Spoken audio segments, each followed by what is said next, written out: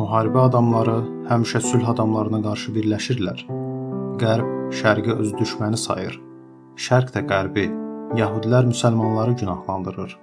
Müsəlmanlar isə yəhudiləri. Ağlar qaraları, qaralar ağları ittiham edir. Hər bir qrup özünə bir düşmən tapıb ona qarşı birləşir. Bəs əgər sülh adamları razılaşsaydılar ki, Allah sülhdür, şeytan isə müharibə, o zaman düşmənlərimiz bəlli olmazdımı? Əgər müharibə mütləq baş verməlidirsə, qoy sonuncu müharibəyə təhrik edənlərə qarşı olsun. Qoy müharibə artıq bir seçim olmasın. Qoy qətl bir daha heç vaxt çıxış yolu sayılmasın. Müqəddəs mətnlər demirdimi? Qılıncla yaşayan qılıncla ölər və gözə göz və qatil öldürülməlidir. Cəmiyyətin ölüm anlayışından təmizlənməsi zəruridir. Əba Sadiq Abdullah Haşim əleyhissalam.